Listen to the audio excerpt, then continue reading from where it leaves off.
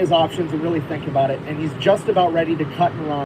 Looks down at the water, and he can just see all these reefs just right below the water, and he envisions 40,000 Marines and their amphibious landing vehicles hung up on these reefs, getting cut down by enemy defenses and machine gun fire. And he decides that he's going to risk it to try to save these guys. And for the next 17 minutes, the crew gets ready for a fight as Jay keeps the plane completely straight and level in broad daylight as all the Zeros get up in the air to kill. Fast forward 17 minutes later, 24 Japanese Zeros have caught up to them, and they are chilling just behind 666 out of machine gun range. Right as George Kendrick comes over the radio and says, "Give me 30 more seconds," 3 Zeros pass along the outside, do their U-turn to begin their attack run against 666. Then George Kendrick radios again that he has it filmed up. At this point, it's too late for Jay to do his normal evasive maneuver where he plays chicken with one of the Zeros. So he just lines up the nose of the plane and his schnozzler gun with the lead Zero shooting it down. Joe Sarnofsky down below inside the nose cone of those guns manages to shoot down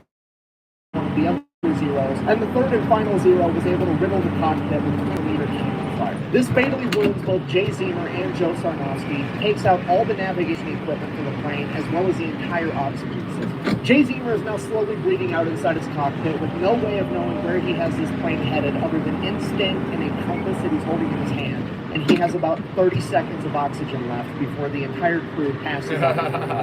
And the remaining Japanese Zeros all now know that this is not a normal B-17. Their typical tactics aren't going to work, and they just begin swarming every direction they can, firing from all angles. Jay immediately puts the plane into a nosedive, desperately trying to get below 10,000 feet so him and his men can breathe with the oxygen system down. He drops 15,000 feet in just under 30 seconds. That is over 3 miles.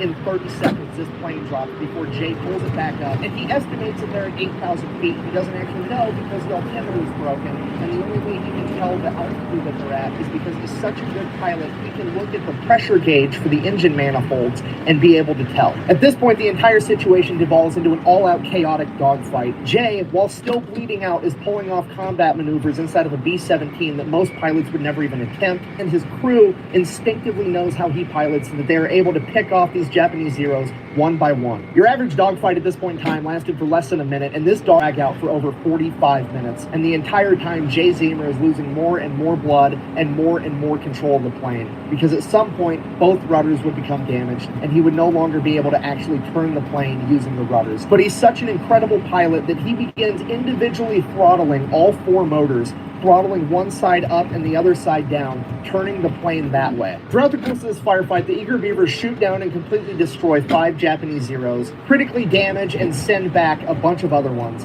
And by the end of this firefight, there's 5 or 6 left, fully functional and coming to get them, and they are almost out of ammunition. And right as it looks like this is going to be the end, the Zeros peel off and do a U-turn as they have to go back because they've ran out of fuel. At this point, Jay Zemer passes out and the co-pilot is finally allowed to take over the aircraft, something that Jay Zemer refused to let him do in the heat of the fight. For the entire flight back, Jay is coming in and out of consciousness, and the last thing he remembers is them landing and the ground crew rushing in as he hears the medics say, "Get the pilot last, he's already dead." He would wake up in the hospital days later to find out that he had lost over half the blood in his entire body. But the intel that they had gathered was going to be used to launch Operation Cartwheel, a highly successful Allied offensive that military planners credited that success to the intel that Jay Zemer and the Eager Beavers had gathered. Because of this, both Jay Zemer and Joe Sarnofsky would have received the Medal of Honor. Unfortunately, Joe would have to receive his posthumously. According to the accounts of the rest of the crew, he was struck by a 20-millimeter round during the first engagement. Despite that, he still managed to man the machine guns at the front of the B-17, shooting down an additional 2 Japanese Zeros before succumbing to his wounds. As for the rest of the Eager Beavers, 4 of them sustained injuries, but they all survived, and all of them were awarded the Distinguished Service Cross for this mission, making this the most decorated air crew in U.S. military history, and making this the most decorated mission in U.S. history. According to the official Japanese reports, this story is highly exaggerated because according to them, they only sent up 7 Zeros to intercept Old 666, and none of them were shot down. However, when you take into account the verifiable fact that Old 666 was hit with 5 20-millimeter cannon rounds and sustained over 187 bullet holes, and the crew depleted all of their ammunition, literally thousands of pounds of .50 caliber rounds, it kind of sounds like the Japanese official reports are fucking lying so that they don't look bad. In conclusion, now you know the story of Jay Zemer and the Eager Beavers, a bunch of young men that blurred the lines between bravery and insanity that ultimately were deemed so reckless that the government wouldn't give them a B-17 to fly, so they built their own and became the most decorated aircrew in American history. Thank you for watching. Best way to support the channel is go buy some merch over at fatelectrician.com. Quack bang out. It was a long video this time around. When you're editing this one and post-op, just cut out all the parts where I got teary-eyed. Those weren't emotions. My office is especially without me cutting things.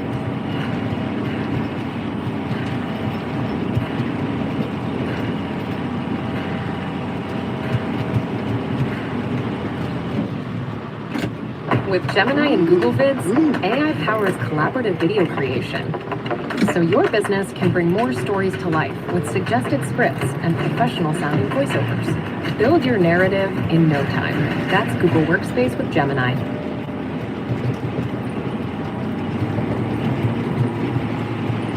Calgary homeowners, listen up. They don't want you to know this. Would you pay $4,000 for a solar system that's worth over $20,000? That would be a mistake. You could actually get the entire solar system plus a power storing battery from our government without paying a dime. No, this is not a joke. Our government just launched a new solar initiative. They're giving homeowners full solar systems at zero net cost plus thousands of dollars in tax credits. All you have to do is fill out the quick application form below this video. That's right. Just click the link, complete the short form on the next page, and the government will send a crew to your home. They'll install brand new panels on your roof without asking for a dime. Crazy, right? So if you're fed up with paying sky-high electricity bills and you want a full solar system at zero net cost, click the link below.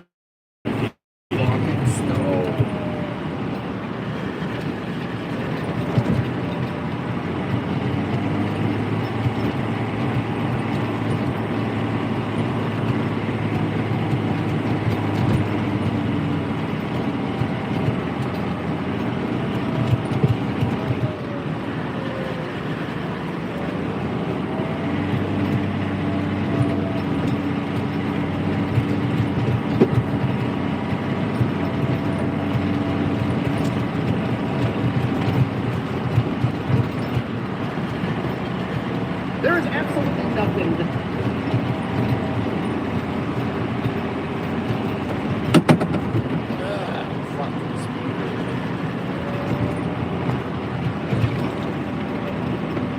That'll work.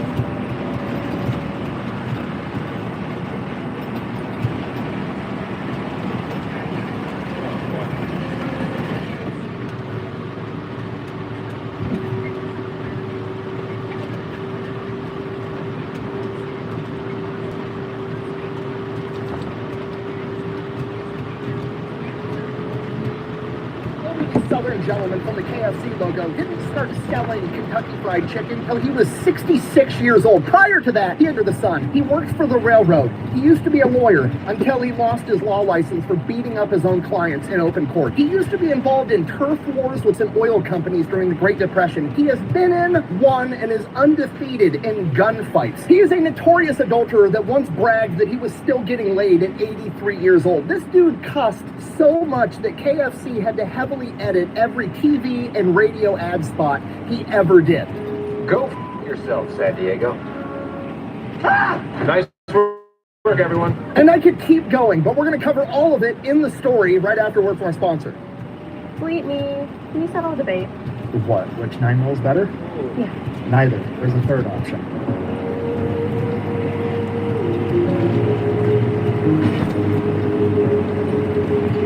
Oh. Didn't know you were packing.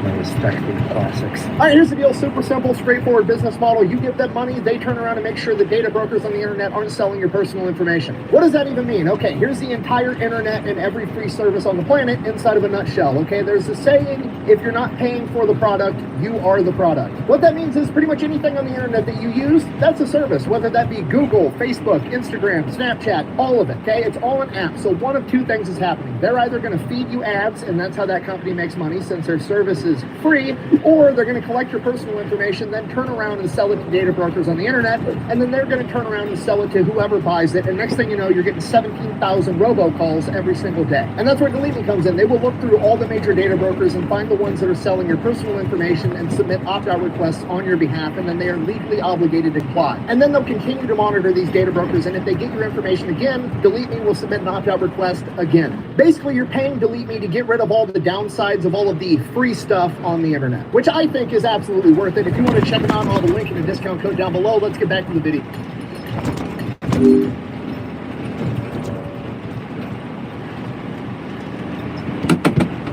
Oh man, that's driving me nuts.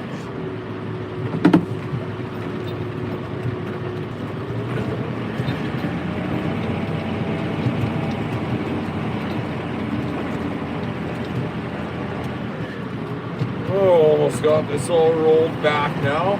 Fuck. Shtick.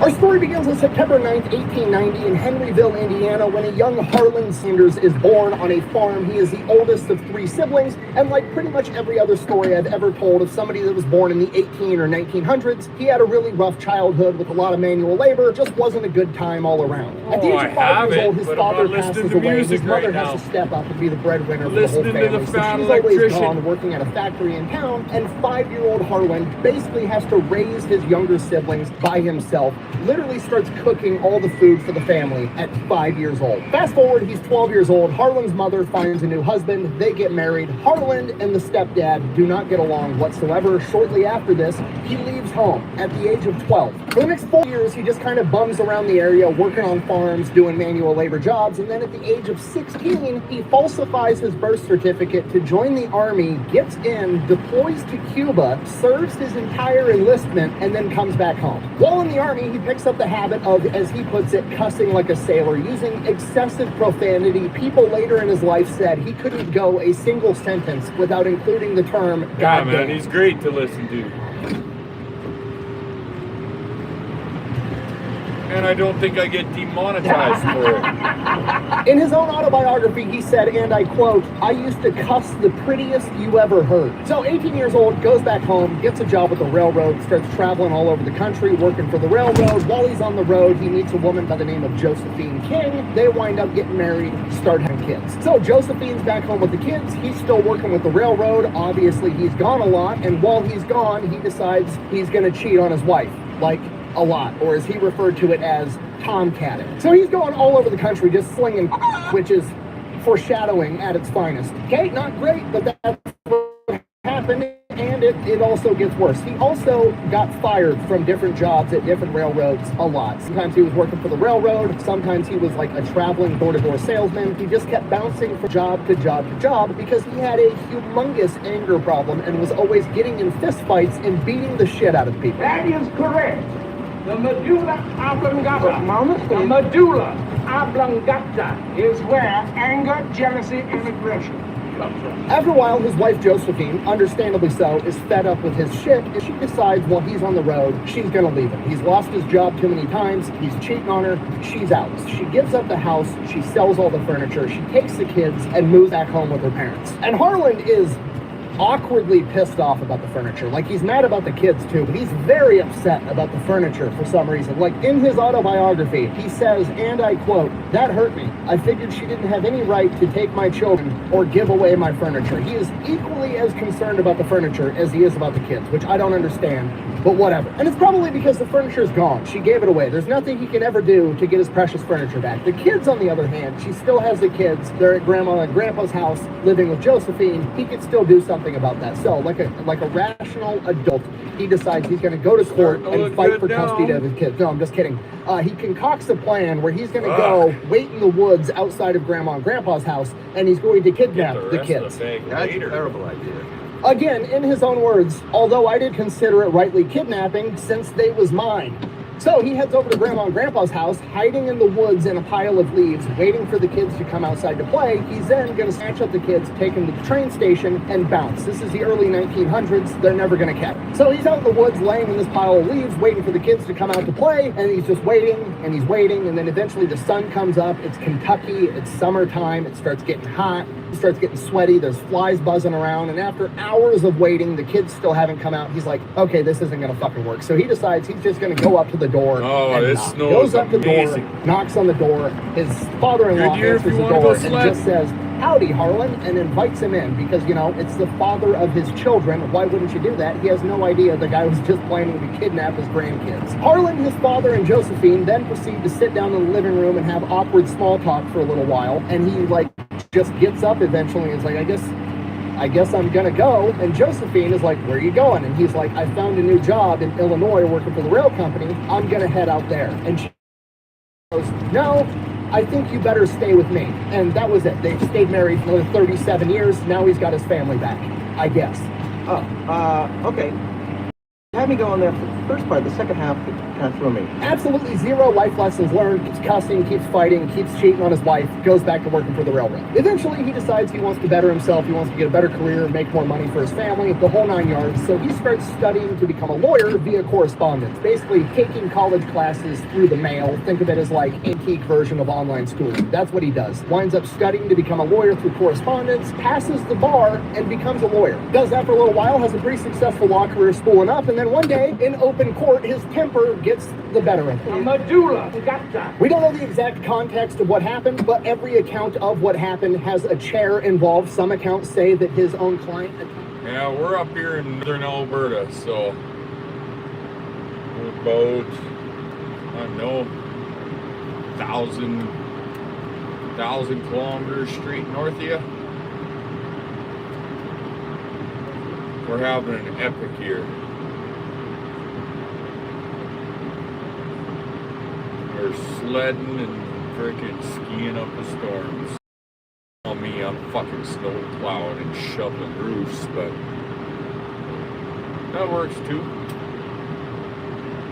I'll get to the fun shit another day. He's like a motherfucker. He works his way up from being a salesman to like the regional director for the entire tri-state area that he's in, and he's like one of the big wigs at Michelin Tire. But then karma finally catches up to him, and we kick off the lifelong saga of karma desperately trying to put Harland Sanders, this madman, in his place, and Harland Sanders just adamantly refusing. One day he's driving his Model T with Michelin tires across the bridge, and the fucking bridge collapses, totaling his car. And at this point in time, he doesn't have enough money to buy a new car, so Michelin Tires fires him because you can't work for Michelin Tires as a tire salesman if you're not using Michelin tires, which is kind of fucked up, but also, like, there's no Amish electricians, so I get it. Oh, right, because I'm Amish. So I wouldn't know anything about your 69 GTO Judge. 455 big block Ram Air, 411 Posse, something like that.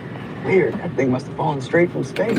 Well, good luck with the future ride, spaceman. So he takes what money he does have and he starts a acetylene lamp business. Gotta remember, this is like 1820s. Not everybody has electricity in their house with light bulbs, so people are using these little gas lamps to, you know, put on the table to be able to see at night. He starts a business making those. Very quickly, electricity becomes readily available, puts him out of business. Karma is just trying to shut this guy down. So he decides, all right, I'm gonna have to go to the next big town over. I'm gonna have to go get a job, don't have a car, I'm broke. So he hitchhikes to Louisville, Kentucky, and the first car to pick him up tells him his life story, and the guy's like, I actually own a gas station and I'm looking for somebody to run it for me. You think you can do it? And Harland Sanders is like, sure, why not? So he takes over this gas station, starts running it. Somewhere along the line, he comes up with the idea of like, hey, I could be more competitive and I could get all the business.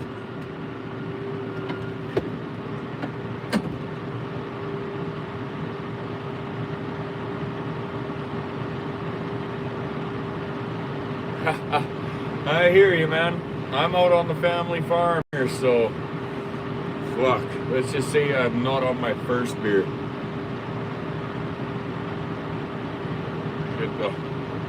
The house I grew up in is about a quarter mile from here, so this neck of the woods, I can do anything I want.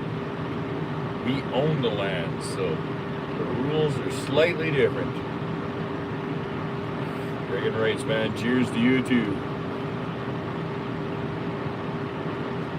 This place is super ghetto. It's literally nicknamed Hell's Half Acre. You gotta remember, this is the Great Depression. Everybody's poor. Poor people commit crime to feed their kids. So you got that going on. On top of that, you've got Prohibition. This is right by the highway. All the bootleggers are running their booze through this area. There's all kinds of crime. So he takes over this gas station, starts selling gas, starts selling food, but he needs people to know that there's food around. So he starts putting up signs and everything saying like, hey, we're a gas station that also serves food. This is Kentucky in like 1930 whatever the fuck, and people just love shooting at signs, I guess, and it gets so bad that you can't even read the signs because there's so many bullet holes in them. So he comes up with an alternative idea of he goes to all of the farmers in like a 50-mile radius and pays them to be able to paint a big advertisement on the side of their barn, because people aren't going to be shooting at a farmer's barn because they could hit somebody or hit an animal, or a farmer's going to come out with a shotgun and fucking shoot you back. And it's a brilliant idea, and it's working really, really good, and it starts cutting into the other rival gas station's business, and that gas station is owned by a guy by the name of Matt Stewart,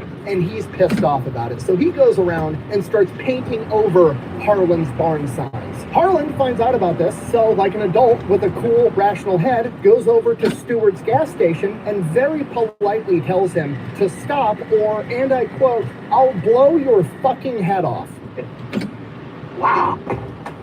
Introducing Gemini in Gmail, AI that thoughtfully summarizes conversations and helps craft professional responses, so you can stay ahead of that never-ending inbox. Make emailing the easiest part of your day with Gemini for Google Workspace.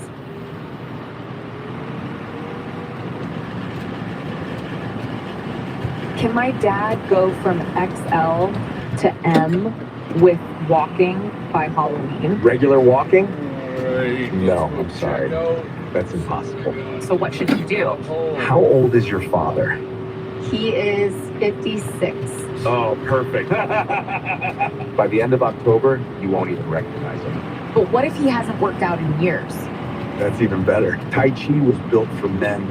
Okay, Harland Sanders is not going to tolerate people messing with his money. Playing with my money is like playing with my emotions. A couple weeks later, Harland's got a big day. Some Shell oil executives, 2 of them, are coming to town to have a meeting with Harland about how well his gas station is performing. And while they're sitting in the gas station having a meeting, talking about how great of a job Harland's doing, one of the employees comes in and lets him know, hey, Matt Stewart is out on the side of the road right now painting over one of your advertisements on farmer so-and-so's barn. At which point, Harland says, I told that motherfucker what I was going to do, so he grabs his gun. The Shell oil executives also grab guns, and they go out and confront Matt Stewart. As soon as they get out of the car, Matt Stewart draws a gun, fires at them, killing one of the Shell oil executives, to which Harland Sanders then shoots him in the shoulder, drops him on the ground, disarms him, and waits for the police to come arrest him. Harland is found innocent because it was self-defense, and Matt Stewart now gets convicted of murder and would later be assassinated in prison.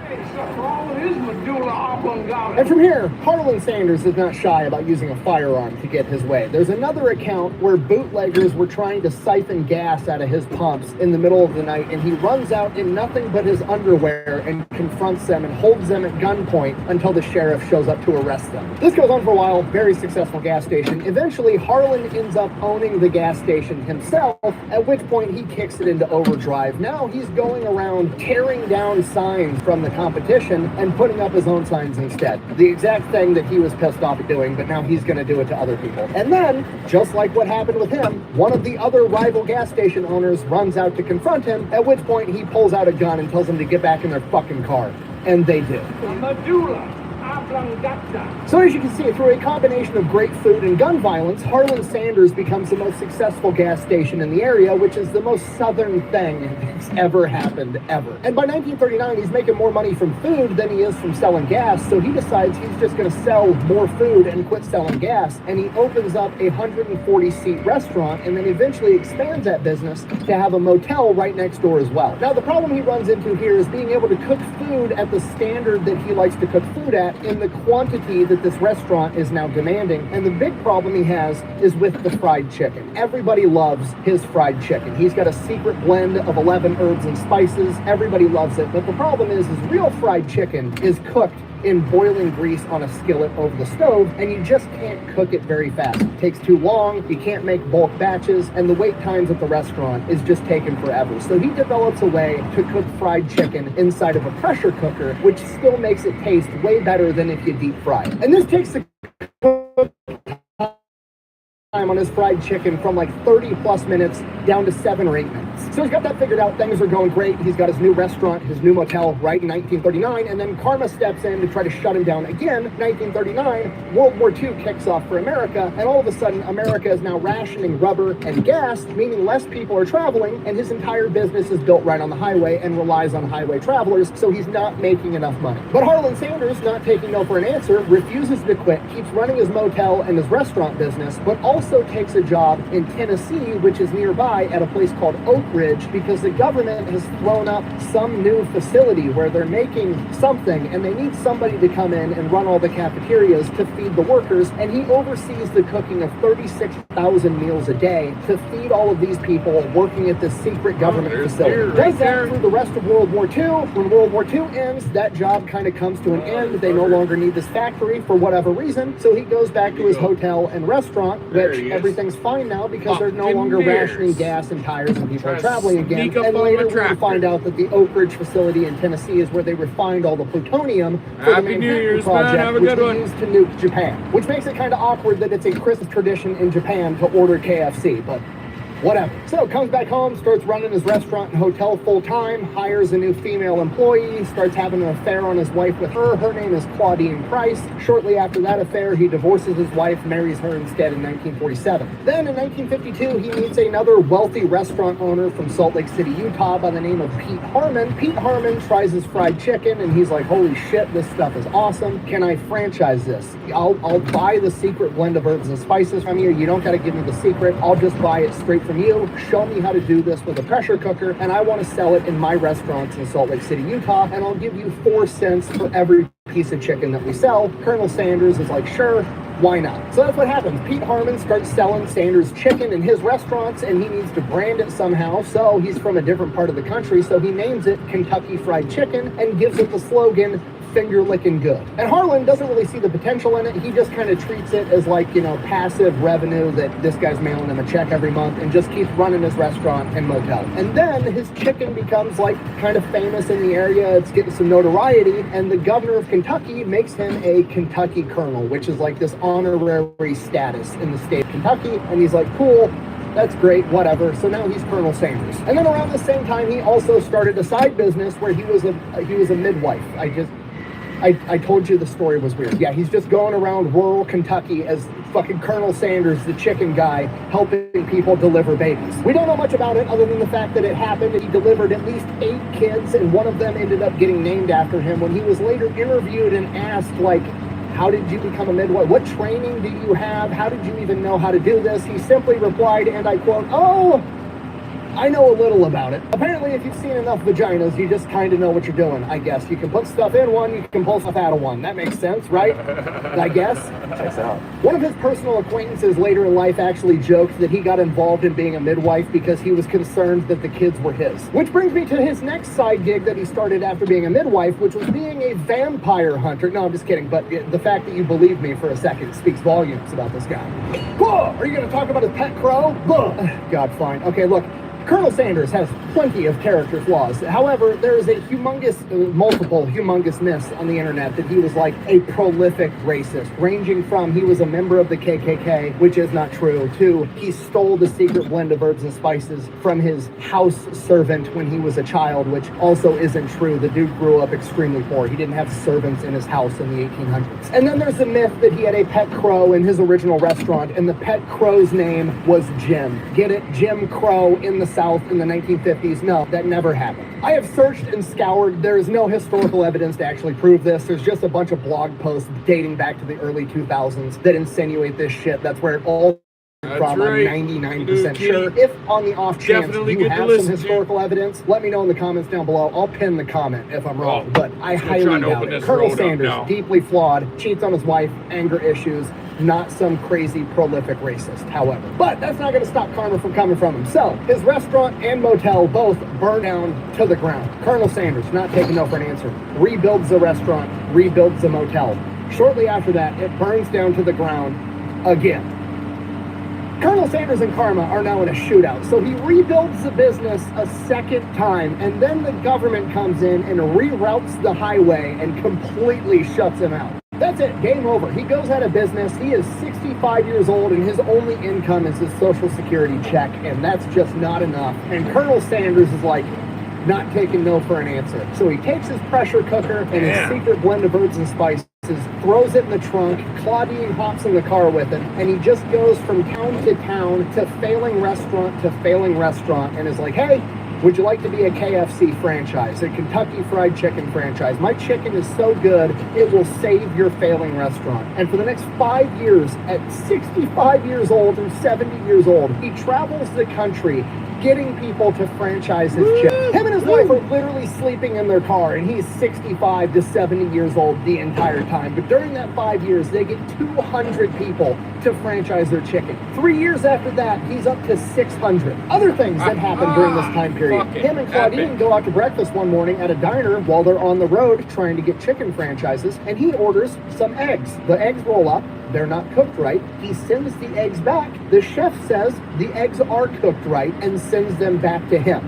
No, Colonel Sanders, you're wrong. Colonel Sanders then proceeds to pick up the eggs, get out of the booth, walk into the diner's kitchen, and throw the eggs at the chef, at which point the chef rushes him with a kitchen knife, and Colonel Sanders, at the age of somewhere between 65 and 70, fins him off with a bar stool. Medulla oblongata. Another thing that happens during this time period is he's going to all these failing restaurants, and essentially they're just buying the chicken. They're not officially becoming KFCs yet. It's still mom and pop's diner, but they also sell Kentucky Fried Chicken there. And some of these restaurants are still failing, despite the fact they're now serving Kentucky Fried Chicken. So he hires a guy to help these restaurants out, to go in there and show them how to run a restaurant up to the Colonel's standard, to help these businesses thrive. So that guy goes in there, fixes a bunch of KFCs, makes some profitable businesses. Colonel Sanders pays him a bunch of money. He turns around and uses that money to start his own chain of restaurants selling burgers, and that guy's name was Dave Thomas, and he named his burger chain after his daughter,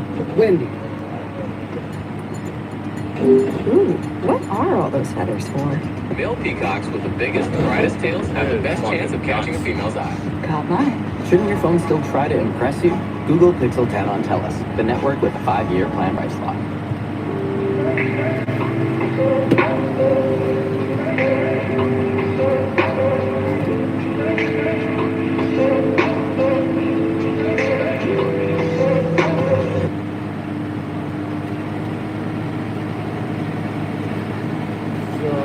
I told you it's a weird story, okay? You were warned. Now, this is also the same time period where he starts really leaning into the Colonel Sanders persona that we know today. He starts marketing himself as Colonel Sanders. People start calling him and knowing him as Colonel Sanders. This is when he started wearing the white suit that we all know today, because his kitchens and KFCs were so cleanly that you could work in the back of the kitchen and not get food product all over you. This is when he started dyeing his mustache and goatee all white and kind of like amping up the southern accent and the southern gentleman Back persona. from the Then the business farmyard model kind out of into shifts the from just field. franchising the chicken itself and letting these random restaurants serve KFC to having a restaurant that was just what we know as today, a KFC, a place that just sells fried chicken. Keith's growing the company, has a ton of locations, and by 1964, he is 74 years old, and it's finally time for him to retire. People are wanting to buy the company. He doesn't want to sell the company because he knows they're going to fuck up the quality of his food. They're going to ruin it. He doesn't want to do it, but his family pressures him into it. He finally relents and sells KFC for $2 million,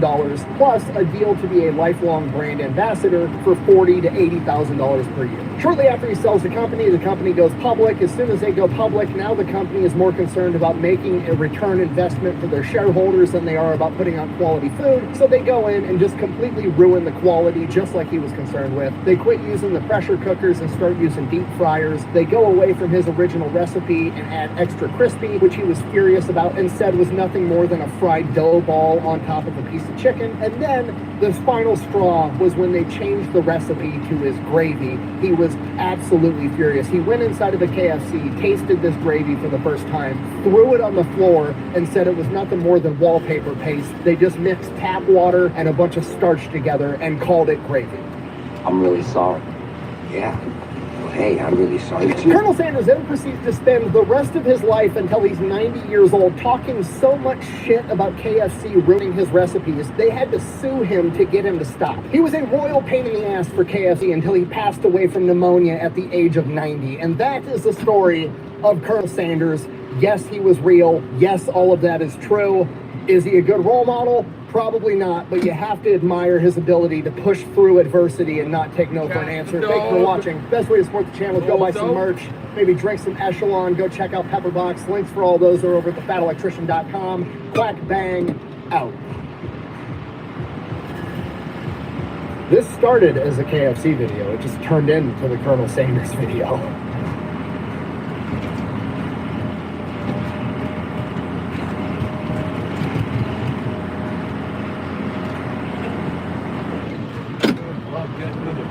No.